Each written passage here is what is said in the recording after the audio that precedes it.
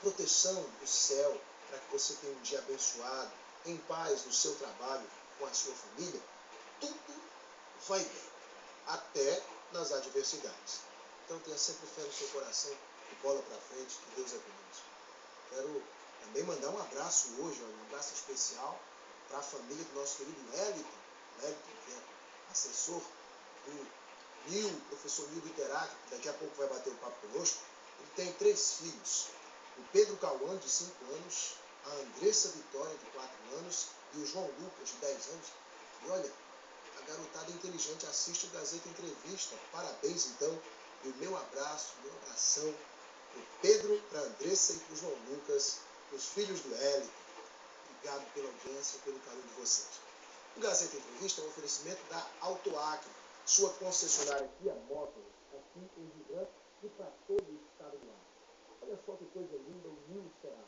Um carro completo, com 5 anos de garantia, tecnologia sul-coreana, um motor feito para rodar 1 milhão de quilômetros, meu amigo. Não é brincadeira não. Um carro com muita tecnologia, com muita qualidade. Você não pode deixar de fazer um test drive, Luciano. Dê uma passadinha lá na Autoacre, comprove toda esta qualidade e compre um Kia. Kia é na Autoacre, via Chico Mendes, em frente à Record Distribuidora. Seja VIP, seja aqui. Muito bem, eu vou bater um papo com o ex-prefeito de Acrelândia, Tião Bocalon. Hoje, no Democratas, ele está se desfiliando do PSDB e começa uma nova fase na sua vida. O ex-prefeito, que é professor de matemática, estava inclusive dando aula antes dessa entrevista e nos fala sobre esse momento, das disputas dentro da oposição, como é que ele vê o momento político hoje do Acre. Prefeito, muito boa noite. Boa noite. Tudo bem? Tudo bem, Ana. Que prazer estar aqui com você mais uma vez. Muito obrigado aí pelo espaço.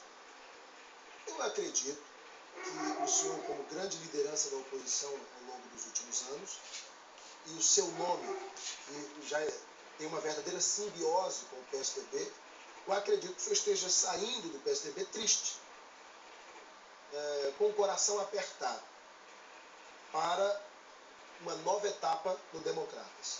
É esse o sentimento que o senhor tem, prefeito? Olha, Ana, não tenha dúvida nenhuma. Evidentemente, quase 17 anos de partido, né, de PSDB, não são 17 dias, né? Muito trabalho, muita luta, muito sofrimento, não só meu, mas também das pessoas que me acompanham, que me ajudam, que acreditaram nesse 45, aqui em Rio Branco, em todo o estado. Realmente é muito difícil, né? Você deixar tantos amigos para trás, alguns evidentemente que nos acompanharão, outros vão ficar para trás, mas todos são grandes amigos e não é fácil você mudar de sigla. Eu acho que é a mesma coisa quando de repente você tem a sua família e as coisas começam a não dar muito bem, muito certo dentro da família, e muita discussão, alguma coisa, e você tem que deixar a sua família. Imagina deixar os filhos para trás, deixar a própria ex-esposa e tal. Enfim, não deve ser fácil. Graças a Deus comigo não tive isso, né? Problema familiar, graças a Deus. 33 anos de casado, a minha esposa, eu adoro a Deus, né? Mas amo muito a minha esposa, a minha família, minhas netinhas, minha Mas filha. a família do PSDB teve suas desavenças. Ah, não tenha dúvida. Evidentemente que eu não Desavenças sairia, fortes. né? Eu não estaria saindo do PSDB simplesmente por qualquer coisa, né? Mas eu acho que a gente tem que deixar isso de lado, sabe, Ana? Eu não quero ficar fazendo muitos comentários a respeito. Eu quero apenas dizer que o PSDB continua lá com o nosso presidente Márcio Vittar, né? Meu amigo particular, né? Seu amigo, mas o senhor está saindo brigado com ele. Não é brigado com ele. Eu acho que as coisas não deram muito certo. A confiança, de repente, começa a faltar um pouco mais de confiança. E, evidentemente, que ele é deputado, ele tem mandato. Quem não tem mandato, não manda. Quem tem mandato, manda. Então, evidentemente que então ele fica no PSDB. Eu tenho certeza que ele vai continuar tocando o PSDB de uma forma coerente e tal, para ver se o PSDB continuar crescendo e tal. Eu acho que esse é o caminho. Desejo muita sorte a ele, a toda a sua equipe, né? E nós vamos trilhar um novo caminho, que é exatamente o dele. Evidentemente, coração muito partido, mas fazer o quê? A vida é assim. Quando eu falo isso, porque Bocalon nunca teve papas na língua, sempre foi muito republicano, sempre teve muita liberdade para falar o que pensa. Eu sei que o senhor vai me responder com toda sinceridade e com pureza d'alma. Havia um acordo entre o senhor e Márcio Vittar de Márcio Bittar abrir mão de ser candidato a prefeito na eleição passada para apoiá-lo, e o senhor o apoiaria para governo nessas eleições de 2014, quem desfez esse acordo? Veja só, nós fizemos uma conversa, um acordo realmente, no final da eleição de 2012, final da eleição que houve essa conversa, e eu disse para ele, Márcio, agora tu vais para o governo e eu vou tentar buscar uma cadeira de deputado federal, né? E aí, nesse meio de tempo, eu fiz tudo que foi possível, Alan, essa que é a verdade. Inclusive, nós temos um documento de 8 páginas que eu redigi, li lá na última reunião da executiva, o documento todo, onde demonstra ali todas as minhas insatisfações, o que eu realmente não concordei internamente, né, com o que estava acontecendo, e que até então, eu vinha fazendo a defesa da candidatura dele. Cheguei a conversar com o Petecão para a gente fazer uma candidatura única, né? Chegamos até o ponto de tratar com o Petecão ser o candidato a governador, ele ser o candidato ao Senado da República e tal. Cheguei até esse ponto. Mas depois, de uma certa altura para frente, parece que as coisas não caminharam muito bem. E aí eu quero deixar para lá essas coisas aí e dizer que não houve nenhuma quebra de acordo, não. Eu acho que o que aconteceu na realidade foi que, infelizmente, né, eu me senti muito mal lá em função das posturas, né? Coisinhas pequenas, por exemplo, não vou falar de algumas coisas, eu evito falar. Estão num documento guardado no partido, faz parte de uma ata do partido, né? Por exemplo, lá em Sena Madureira, quando teve o último encontro que ele esteve lá, e que eu fui chamado pela Toninha, não foi nem por ele. A forma que me trataram lá, ele me tratou, né, no evento, eu me senti muito mal. Então é muito ruim, foi público o negócio. Depois veio aquela entrevista desastrada dele aqui no seu programa. Você lembra que ele se concordava 100% com Tonho Alves. Tonho Alves tinha batido muito duro na oposição, né? Que diz que Tonho bateu no PT e bateu na oposição. Então, mas bateu na oposição. Então concordar eu acho que não é justo, porque nós somos oposição. Não adianta, eu sou oposição para valer. Eu não sou meia boca, eu sou oposição para valer. Então, eu não vou admitir jamais, né, que alguém faça defesa. É oposição meia boca? Não estou dizendo que ele seja oposição meia boca. Eu acho que há muito tempo que ele faz oposição, né? Impossível que ele seria meia boca. Mas vamos deixar para lá essa questão. Eu acho que o mais importante é que ele disse também, concordou com o Tonho Alves, que dentro da oposição estava cheio de coronéis, né? E que ele insistiu, ele completou, inclusive dentro do meu próprio partido. Se dentro do próprio partido não é ele, quem é? A imprensa disse, né? Os blogueiros, todo mundo explorou aí. Ó. Márcio Bittar disse que Bocalum é coronel, né, dentro do PSDB. Você sabiam disso no outro programa contigo aqui?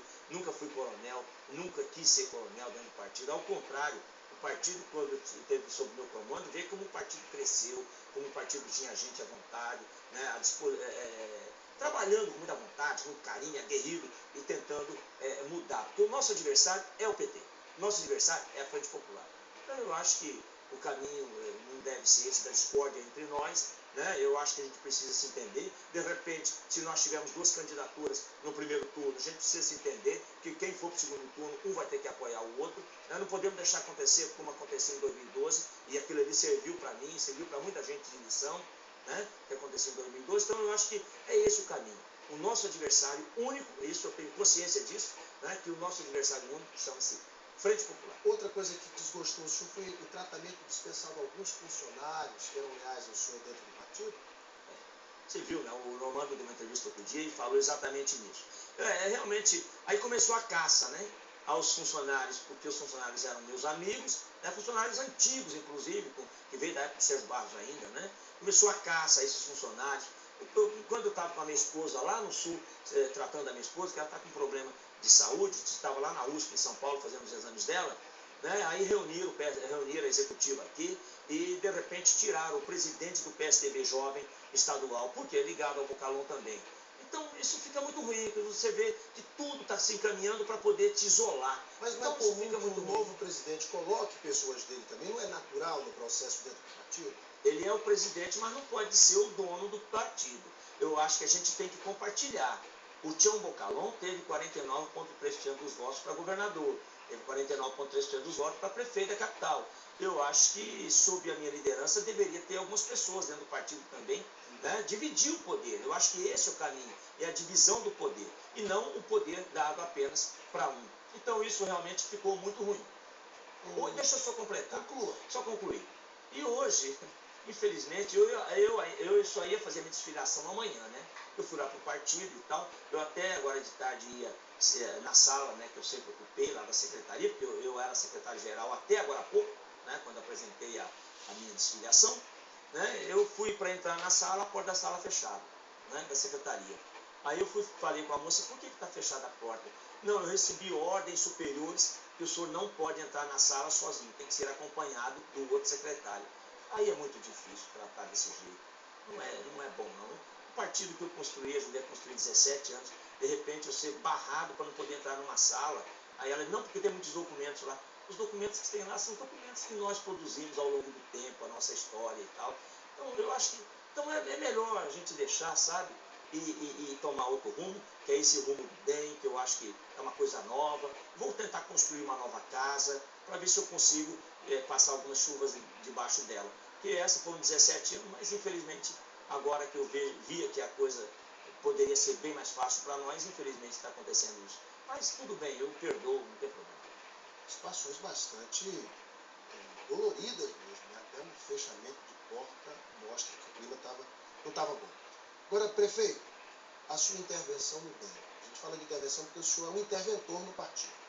Eu entrevistei aqui o João Marcos. O João Marcos se mostrou muito chateado com a maneira como o DEM passou para o senhor. Criou-se até um jargão, um jargão até interessante. Petecão encabeçou um projeto para Bocalhau abocanhar o Democratas. Foi assim que aconteceu ou não? Não, realmente o Petecão, ele é senador, junto com o senador Agripino, evidentemente que ele fez alguns encontros nossos há tempos, né, que o senador Agripino, né, o senador Wilder me ligaram, fazendo o convite. Mas veja só, vamos deixar as coisas bem claras. Não sou eu que estou intervindo no DEM do Estado do Acre. Quem faz a intervenção é a nacional. Né? A executiva nacional faz a intervenção no Estado do Acre. E evidentemente que eu, da minha vontade, eu gostaria muito que o João Marcos continuasse. Não, é meu amigo, ele está deixando o DEM, mas eu já falei com ele, inclusive, ele tem todo o meu carinho, vai continuar tendo o meu carinho, o meu respeito pela pessoa que é, um jovem inteligente, uma pessoa espetacular, que veio para a política pelas minhas mãos dentro do PSDB. Quando ele foi para o DEM, também foi numa conversa comigo, né? A gente acertou tudo para que ele fosse para o DEM, mas eu acho que é isso, eu acho que a vida, né, vai mudando e tal, mas eu tenho o maior carinho e respeito. Então não aconteceu nada disso, de que eu intervi, em absoluto. Você veja só que ele já saiu do partido e não foi nem tomada ainda a decisão de quem vai assumir o DEM. Evidentemente que eu estarei junto. Senador Agripino. Veja só, e outra coisa, o João, há uns 60 dias atrás, o João já sabia da insatisfação minha dentro do PSDB. Ele, inclusive, pediu ao senador Agripino, pediu ao DEM Nacional para que fizesse o convite a mim. Eu estava, inclusive, esse tempo atrás, dentro da sala de aula, dando aula, tocou o telefone e vi que era Brasília. Eu não atendo telefone dentro de sala de aula. Mas quando eu vi que era Brasília, eu falei, agora eu tenho que atender, né? É alguma coisa de Brasília. Eu perguntei, quem era? Era o senador Wilder me fazendo o convite, em nome do senador Agripino, para que eu fosse para o DEM. Se caso eu deixasse o PSDB, que eu fosse para o DEM. Assim como eu recebi convite do PPS, né, do PSB, enfim, um bocado de partidos, do PNN, todos me fizeram convite. Agora, eu fui lá a convite do próprio João Marcos, né, que pediu para a Nacional me convidar. Então, mas tudo bem, eu acho que, senador. O senhor é pré-candidato ao governo do Estado pelo Democratas? Eu sou candidato a soldado dentro do Democratas.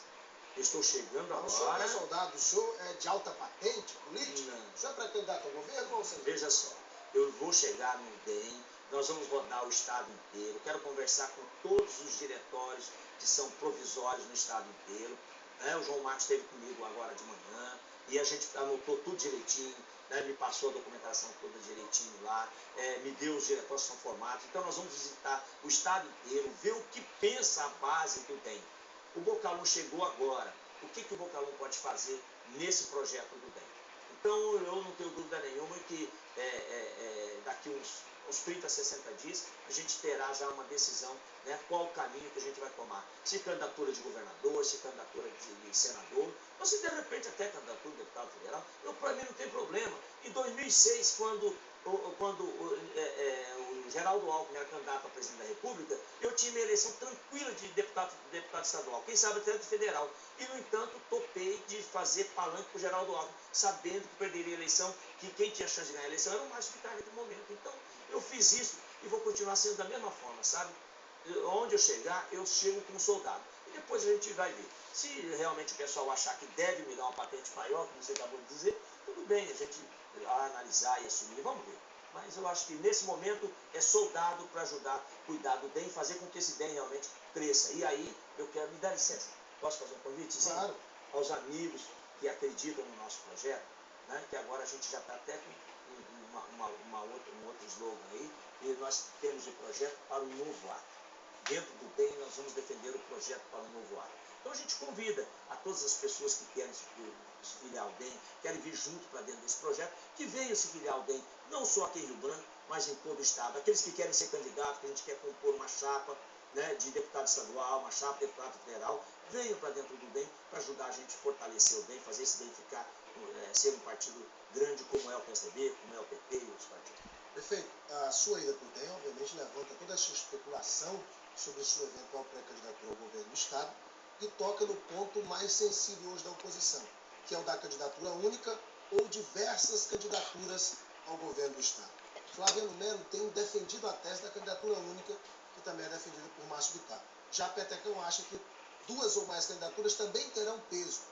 Mas veja o que a população pensa aqui, alguns internautas. O Wendel Melo diz o seguinte: Alain, notamos mais uma vez que esse é o problema da oposição, que no segundo turno, nas eleições passadas, brigaram entre si, e depois, no primeiro turno, brigaram e depois se uniram, como todos dizem.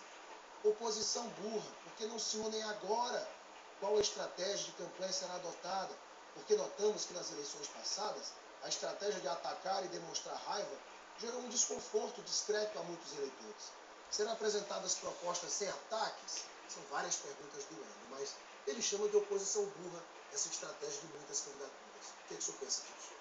Olha só, veja só, você sabe que eu sempre fui defensor de mais uma candidatura jogar para o segundo turno, né? Na eleição de prefeito da capital, né, nós sentimos um problema ali que o governo usou todo o peso da máquina, comprou uma quantidade enorme de lideranças nossas e fez a diferença no segundo turno.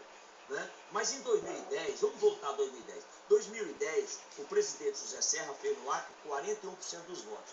Quando foi, e eu fiz 40, e nós fizemos 49,3% dos votos. Todo mundo se lembra disso.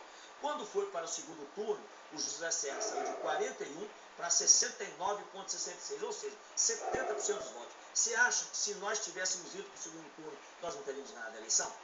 O Serra disparou desse jeito, se acha que nós também não teríamos ganhado a eleição? Porque naquele momento ninguém acreditava na candidatura do Tião Bocalon. Você lembra que o próprio Wagner esteve aqui contigo e disse: eu acreditava que aquele abestado do Bocalon tinha tanto voto aqui em Rio Branco? Foi o que ele falou, a expressão dele. Ele disse que não se empenhou tanto. Não se empenhou. Se ele soubesse disso, ele teria se empenhado mais. Então veja, em 2010 faltou realmente o empenho de mais lideranças, né, para que a gente pudesse ganhar. Então, eu acho que é uma coisa aí que o PT, veja só, o PT critica tanto a oposição, dizendo que a oposição não se une para ter uma candidatura só. Sabe por que eles criticam? Porque eu estou achando que para eles é melhor. Por que em São Paulo, então, eles não deixam só uma candidatura contra o Geraldo Alckmin?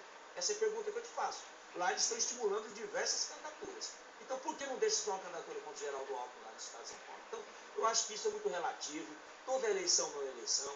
Eu acho que é uma coisa para se pensar, discutir bastante. Eu acho que a oposição precisa sentar e discutir bastante. Se uma candidatura, duas candidaturas no primeiro turno, três, enfim, e jogar para o segundo turno, eu acho que esse é o... E a outra pergunta dele, do Wendel: serão apresentadas propostas para o Acre sem os ataques? Ele disse que a oposição, que alguns candidatos de oposição demonstram muita raiva nos ataques. O que o senhor pensa também dessa crítica aqui do Wendel? Não, é assim como ele, algumas outras pessoas falam a mesma coisa, diz que a oposição ataca muito e tal, mas eu não sei qual a posição dele. Eu sempre vejo as pessoas criticarem a oposição, diz que a oposição apresenta raiva, com muito ataque, mas quando você vai ver essa pessoa normalmente é do PT, ligada ao PT ou votou no candidato do PT. Então, isso é muito relativo. Eu conheço aqui, o Wendel eu conheço, ele é do PT. Não é não? Então tudo bem, evidentemente que a gente vai ter que atender também o pedido deles aí e ver como pode equacionar isso daí. Mas você veja só, eu não vejo, se a oposição não mostrar o que a situação está fazendo de errado, então para que o povo mudar? Então, a oposição, a função da oposição é exatamente mostrar projetos que podem ser mudados, fazerem diferentes, mas que também a situação está errando. Como é que nós vamos deixar de dizer que a BR-364 é um sumiço de dinheiro, uma pouca vergonha, uma máquina de lavar dinheiro? Eu viajei na BR-364 semana passada, está lá o exemplo. Se tiver 80 km de asfalto que presta, é muito. O resto está todo arrebentado. O resto é buraco para todo lado. Não dá para aceitar um negócio desse quando foram gastos mais de 2 bilhões de reais numa estrada daquela. Não pode passar caminhão com mais de 8 toneladas. Que estrada é essa? Uma estrada federal, uma montoeira de dinheiro dessa, não pode passar carreta. O caminhãozinho de 8 toneladas é caminhão topo. Quer dizer, não é justo um negócio desse. Então, eu acho que muita coisa. Hospital, por exemplo.